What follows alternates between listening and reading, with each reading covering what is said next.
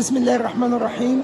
والآن معايا نجم نادي الاتحاد تحت 16 سنة، مهاب، وبيدلعوه بيبو، ونجم منتخب مصر. النهارده انت كنت في تجميعة المنتخب، كنتوا كام واحد من نادي الاتحاد؟ من نادي الاتحاد كان انا وسعدني وادهم ورامي وامير. خمسه. خمسة؟ خمسه مفيش حد تاني كان تحت السن او حاجة؟ تحت السن كان في مروان واعتقد كمان رامي، ورامي. مش كده؟ مروان. سبعة كنتوا. كده سبعه. سبعة.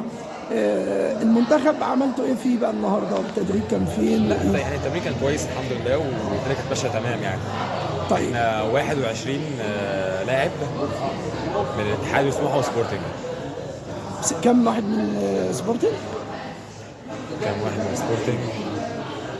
أربعة. وسموحة؟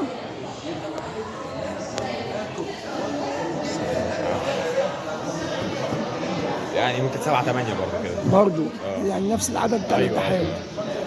بس طبعا انتوا جايبين في الاتحاد برونزيه، ودي انا زعلان عشانها، عشان كده ما حضرت لكمش وزعلان منكم. هل هتعوضوها في المنتخب في الجمهوريه ولا لا؟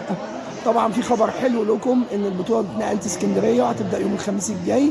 كان المفروض هتلعب في 100 علوان في كفر الشيخ، بس الكابتن عمرو ابو الخير قال لي ان هو استطاع ان هو ينقلها لاسكندريه، ودي فرصه طيبه ان انتوا تجيبوا مركز اول عشان تخشوا التصفيه اللي بعديها وانتم مستريحين مع تواني. نتمنى لكم كل الخير ان شاء الله، وان شاء الله نشوفك حاجه جميله قوي في المنتخب.